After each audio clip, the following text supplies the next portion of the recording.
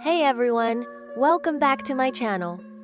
Today's story comes from an ancient Chinese tradition. Have you ever wondered why, at a funeral, the eldest son shatters a clay pot before the coffin is carried out? What's even more surprising is that this ritual holds a story of love that goes beyond life and death. Our story takes place in a small village near a river in ancient China.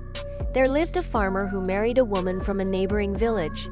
He worked the fields, she wove cloth. While they weren't rich, their lives were peaceful. A year after marriage, she gave birth to a healthy boy.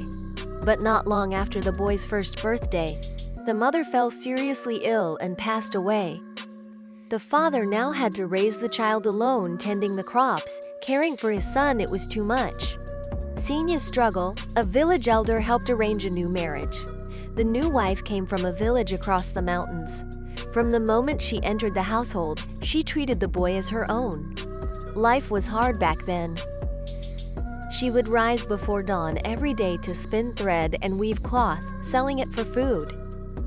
She often saved half of her own portion to cook thick grain porridge for the boy, while she herself ate rough, wild vegetable buns. Beside the bed sat a chipped clay pot. Whenever there was a wheat cake or dried berries, she would place it inside, saving every bit for the child. When the boy turned 5, the father was bitten by a venomous snake in the field and soon died. Now it was just the mother and son relying on each other. To support them, she worked days for a wealthy family and spun thread deep into the night, often so tired she could barely stand straight. The boy understood her sacrifice. He vowed that one day he would give her a better life. Time flew. The boy grew into a hard-working and bright young man who'd also learned to read. The owner of a cloth shop in town noticed him and hired him as an assistant. On the day he left, his mother polished that old clay pot until it shone, filled it with freshly steamed corn buns, and said, "Son, whenever you miss home, look at this pot and remember I am always with you." Tearfully, he packed the pot carefully among his belongings. He worked tirelessly at the shop. The owner valued him highly and eventually put him in charge of accounts. 3 years later, he'd saved enough to bring his mother to the city for a comfortable life. But when he returned home, he found her lying ill in bed, weak and fading. It turned out all those years she had overworked herself day and night to save money for him. Her health had broken long ago. He called for a doctor, but it was too late. Not long after, she too passed away. He cried until his heart broke. He stayed by her coffin, refusing to leave. Every time he saw that clay pot, he remembered her sacrifices, and the tears wouldn't stop. The village elders comforted him. "Child, your mother is watching over you. Don't torment yourself like this." But he couldn't control his grief. On the day of the funeral, he knelt before the coffin, clutching the pot, unwilling to let go.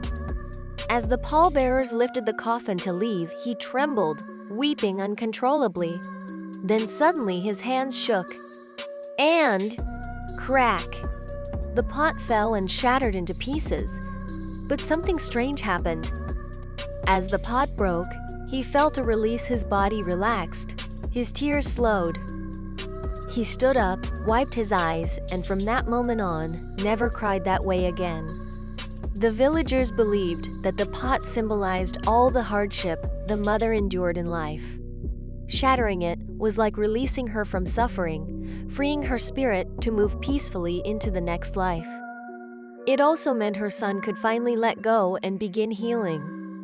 From then on, whenever an elder passed away in the village, the eldest son would carry a pot before the coffin and break it just as the procession began.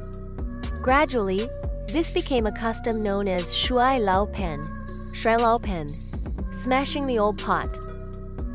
It's said that in that breaking, loved ones release their grief and wish the departed a peaceful journey, free from the pains of this life.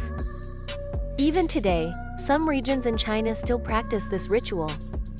It serves as an invisible thread connecting the living and those gone, a way to pass down love and remembrance through generations.